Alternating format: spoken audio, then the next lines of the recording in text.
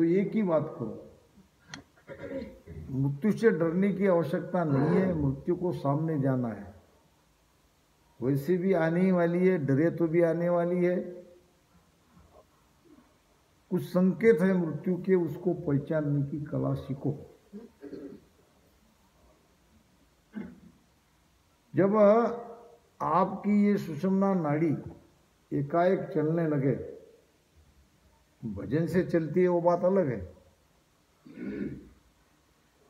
एकाएक महीनों चलने लगे तो समझ लेना कि आपकी मृत्यु नजदीक है। सुषुम्ना नाड़ी समझते हो, दोनों स्वर अगर एक चलने लगे अपने आप बिना कुछ किए, हमारे भी भजन से चलते हैं, तो समझ लेना हमारी मृत्यु नजदीक है। और दूसरे संकेत, दोनों कान में उंगलियां डाल के देखो, अंदर अगर ध्वनि नहीं बज रही है तो हमारी मृत्यु नजदीक है। और कई प्रकार के चिन्ह हैं, तो ऐसा होने पर घबराने की आवश्यकता नहीं है। भागवत में प्रसंग आता है, राजा परीक्षित ने कहा था, पूछा था अपने गुरु महाराज को, सुखदेव जी महाराज को, मृत्यु के समय अगर नजदीक आए तो मनुष्य का क्या कर्तव्य है, यानी क्या करना चाहिए। सुखदेव जी महाराज ने कहा, जब मनुष्य का मृत्यु का समय नजदीक आता है तो पहला काम घर परिवार से पूरी तरह से संबंध विच्छेद कर देना चाहिए, अलग हो जाना चाहिए, वैसे भी अलग होने ही वाले हैं। और फिर एकांत में बैठे परमात्मा का नाम स्मरण करना चाहिए। अब हमारा राम, हम राम राम करते हैं, राम राम करते करते मानो हमारा शब्द 10वें द्वार में चला गया, तो वो तो बिन जीविया का राम हमारा है। तो उस समय सुरती से ही शब्द का ध्यान करना चाहिए, मुख से राम राम मत करो। करोगे तो क्या होगा, मुख से प्राण निकल जाएगा। शब्द 10वें द्वार में है, शब्द त्रिकुटी में है, और हम राम राम अंत समय हमारे मुख से निकलना चाहिए। किसके? महाराज कहते हैं, राम नाम सत कहे, ये जग का मार्ग है, भक्ति का मार्ग नहीं है।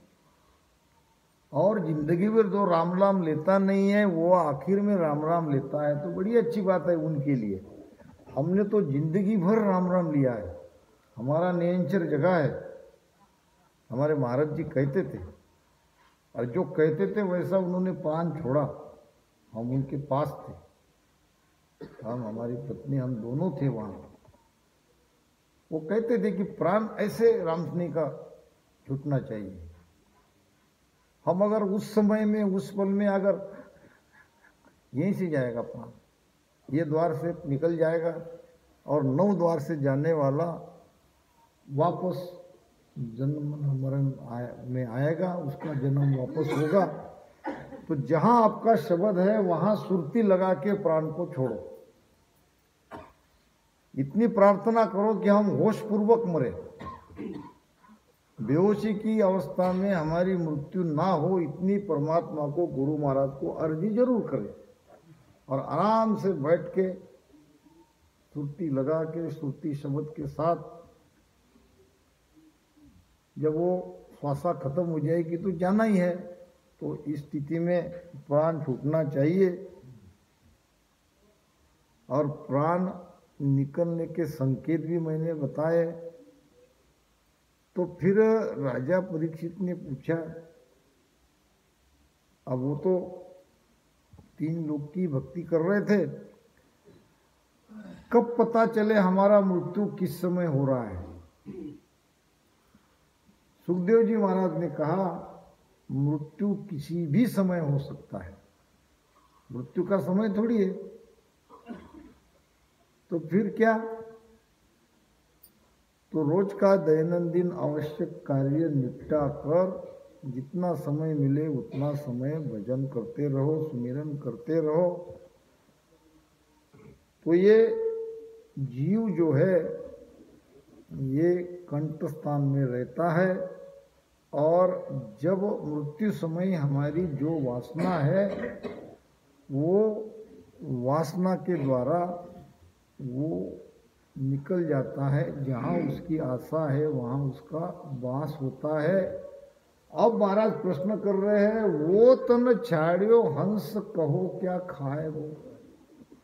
अब ये शरीर छोड़ने के बाद ये शरीर में तो खाता पीता है, खाता ही है ना। अब क्या क्या खाता है सबको पता है, मगर शरीर छोड़ने के बाद वो क्या खाएगा, उसकी खाने की व्यवस्था करो। क्या खाता है जी? शरीर छोड़ने के बाद उसका आहार क्या है? किया हुआ फल क्या खाता है वो? शुभ कर्म किया स्वर्गादासी, अशुभ किया 84, के सुखराम भक्ति कर केवल परम धाम धन दासी। किए हुए कर्म ही वो खाता है। बुरे कर्म किए हैं तो बुरा फल, अच्छे कर्म किए हैं तो अच्छा फल। किया हुआ कर्म का आधार ही उसकी आगे की यात्रा बनता है। वो तन छाड़ियो हंस कहो क्या खाएगो, तो ओ तन छोड़ो जीव कियो फल खावसी। या को अर्थ विचार भगत सो कीजिए, यह सबसे बड़ी बात। अब इसका विचार करो, सोचो, मरना हमको है, आगे हमारा क्या होगा, आगे हम आनंद में रहे, आगे हम सुख में रहे, यहां तो रह नहीं पाए, मगर आगे की सोचो, आगे का विचार करो, भजन करो, केवल की भक्ति करो, परम धाम को जाओगे। या को अर्थ विचार भगत सो कीजिए, इसका अर्थ यानी इस ज्ञान को समझो, इस ज्ञान का अर्थ करो और विचार करो, और विचार करके निर्णय करो, निर्णय करते वैसे रहो। करणी करे रेणी रहे सोई जन साचा। करणी करे रेणी रहे सोई जन साचा। वेने चे फल पावसी मनसा सुन वाचा। वेने चे फल पावसी मनसा सुन वाचा। जैसे कहते हो वैसे रहो। वास्तव में करने की जगह तो कहीं नहीं चाहिए, शब्द तो कहीं नहीं आना चाहिए, मगर हम तो चेंज कर नहीं सकते, क्योंकि आगे के जो चरण है उसको मिल रहे हैं। कहता जो चलता नहीं सो पाकन ले धारा, जासू साहब दूर है लाख करोड़ हजारा। जो कहता तू ही चले ताका क्या कहिए, वेदन साहब एक है शरणों गए रहिए। कहते हैं वैसे चलना है, तो इसका अर्थ करके हमने भक्ति धारण करी है। जब भक्ति धारण करी है तो भक्ति के अंग से रहो, भक्ति के मार्ग से चलो। ज्ञान जैसा कहता है वैसा चलना चाहिए। शिव बसे किण जाग भेद वो दीजिए। शिव कहते हैं, शिव ब्रह्म, पार ब्रह्म के बाद शिव ब्रह्म का पद है, वो 10वें द्वार के अंदर है। शब्द कहो किण रूप अर्थ वो कीजिए। शब्द का रूप क्या है? जो शब्द जागृत होता है सदगुरु मेहर से, वो शब्द का रूप अगर कोई पूछे तो शब्द अरूपी है। शब्द अरूपी है तो शब्द हमारे भीतर जगा, इसका प्रमाण क्या है? घी साव पुष्पं जलमीन पंतो, उड़े बिहंग भवरा कहाँ घेल संतो। से दास सुखम सो जीव जाने, यूं ब्रह्म सुखम कोई संत जाने। घी साव पुष्प, साव कहते हैं स्वाद को। घी का स्वाद ले सकते हैं, पूछने पर क्या कहेंगे? नहीं कह सकते, कहने में नहीं आएगा। स्वाद का तो आनंद ले सकते हो मगर स्वाद का वर्णन नहीं कर सकते। पुष्पं, फूलों में खुशबू है, खुशबू कैसी है ये बता नहीं सकते। खुशबू तो ले सकते हो, खुशबू का आनंद तो आएगा मगर बताने की बात नहीं। ये शब्द है खुशबू के जैसा, जैसे फूल में खुशबू है उसी प्रकार में ये शब्द खुशबू के जैसा है। शब्द को हो किन रूप अर्थ वो कीजिए, और नीतर कर गुरु और समझगम लीजिए। अगर ये ज्ञान नहीं है, यानी सत्शब्द कैसे जागृत होता है, सत्शब्द का रूप क्या है, ये ज्ञान अगर नहीं है तो गुरु को छोड़ो, शब्द को जगाओ। जागुरा संग नवघट जागे, जागुरा संग नवघट जागे। वे सतगुरु सिर दारो वे सतगुरु सिर दारो ज्ञान ध्यान जागुरु झूठा, ज्ञान ध्यान जागुरु झूठा।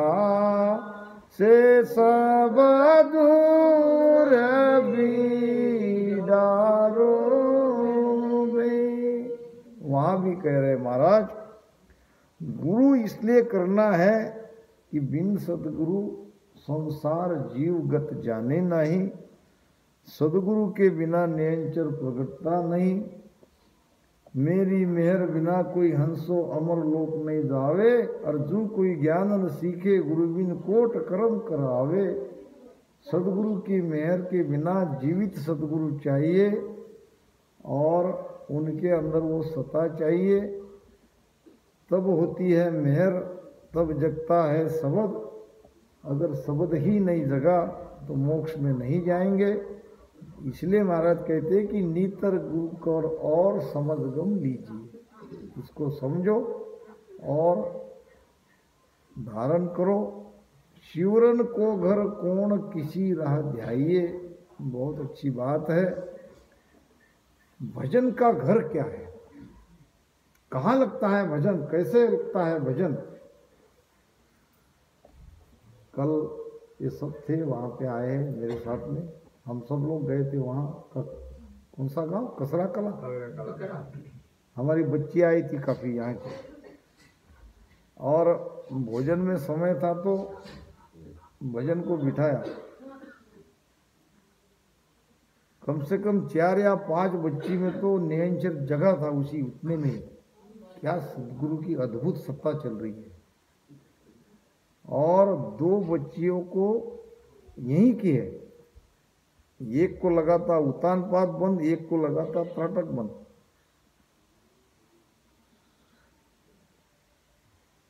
तो ये कैसे लगता है, कैसे शब्द जागृत होता है? प्रेम से। प्रेम जग्यो हर नाव प्रकाशे, एक दिवस भर ढीलन पासे, दुर्लभ प्रेम वो जाने नाही, दुर्लभ प्रेम वो आवे नाही, तब लग जावन जाने भाई। प्रेम जग्यो हर नाव प्रकाश। किसको प्रेम करना है? राम नाम पे प्रेम करना है, सदगुरु पे प्रेम करना है, सदगुरु की आज्ञा में रहना है, भजन में प्रेम लगाना है। प्रेम से ही शब्द जगता है। अगर सालों से भक्ति करने के बाद भी सत्शब्द जागा नहीं है तो वो प्रेम आप पैदा नहीं कर सके, वो प्रेम आप नहीं ला सके। प्रेम कैसे लाओगे? प्रेम लाता है भाव। भाव बढ़ाओ। भक्ति भाव सु उपजे सुनजो सब संसार। अर्जुन सुखदेव जी कहते हैं सब दुख देत विचार। भाव आता है सत्संग से, भाव बढ़ता है सत्संग में। नित्य नेम से सत्संग करो, भाव बढ़ेगा, भाव से प्रेम बढ़ेगा, प्रेम से निरंतर जगेगा, निरंतर अमरलोक में ले जाएगा। सिमरन को घर प्रेम है। और किसी राह ध्याइए, किस रास्ते से हम जा रहे हो, किसके आधार से हम ऊपर चढ़ रहे हैं? श्वासा के आधार से। पवन राह ध्याइए। अब श्वासा के आधार से कैसे जा रहे हैं हम? समय तो हो चुका, मगर ये अगर नहीं कहता हूं तो इस हरजस का कोई अर्थ नहीं रहेगा। श्वासा की गति कहां से कहां है? श्वासा लेते हैं नाक से, कहां तक जाती है? नाभि तक, नाभि से पलटती है। फिर ये श्वासा की यात्रा तो यही है। फिर महाराज कैसे कहते हैं कि पवन के राह से हमको आगे बढ़ना है? ये विज्ञान को समझो। गिगन चढ़न को पवन है न्यारा। ऊपर ब्रह्मांड में चढ़ने का वायु पवन अलग है। कैसे अलग है? सांस उसास में प्रेम से भजन करते रहो, निरंतर जगेगा। और सांस उसास में भजन करते करते पेट फूल जाएगा। श्वासा पेट में अमाऊ होगी तो वो पिछम के रास्ते से पलटने लगेगा। उस रास्ते से वो पवन से हमारा प्राण ऊपर जा रहा है। प्राण को ही ऊपर ले जाना है। केवल सुरती शब्द का अभ्यास नहीं है। शब्द 10वें द्वार में हर बैठे हम ऐसे सुरती लगा के सांसों सांस में भजन करते रहो। ऊपर नीचे पेट हिलता रहना चाहिए। इसमें से सांसों सांस में से वो पवन रीढ़ की हड्डी के अंदर से ऊपर निरंतर चढ़ता रहेगा। भजन करते करते अपनी रीढ़ की हड्डी को देखो, भीतर में कोई ऊर्जा निरंतर ऊपर चढ़ रही है क्या? तो महाराज कहते हैं सिमरन का अगर प्रेम है, यानी शब्द प्रेम से जगता है। और शब्द जगने के बाद निरंतर ये पिछम का रास्ता खुलता है, सुषमना खुलता है। और उस खुले हुए रास्ते से जो श्वासोश्वास में हम भजन करते हैं, हमारा पेट खुलता है, वो वायु रीढ़ की हड्डी से निरंतर ऊपर चढ़ते रहता है। उसी के माध्यम से ये प्राण हमारा 9 द्वार से ऊपर 10वें द्वार में जाएगा और मृत्यु समय 10वें द्वार के बाहर निकलेगा। ये 9 द्वार से नहीं निकलेगा। के सुखराम हरि नाम निरख किम पाइए। महाराज कहते हैं कि ये परमात्मा का नाम जो निरंतर है, इसको कैसे निरखोगे? किसके द्वारा निरंतर निरख सकते हैं? तो सूरत से। सूरत के द्वारा ही आप भीतर के शब्द को निरख सकते हो। सूरत ही आपको कहेगी आपका शब्द कहाँ है। कहाँ तक की आपकी यात्रा हुई है, कितने कवलों को आपने खोला है, ये आपको आपकी सूरत कहेगी। इन्हीं शब्दों के साथ वाणी महाराज को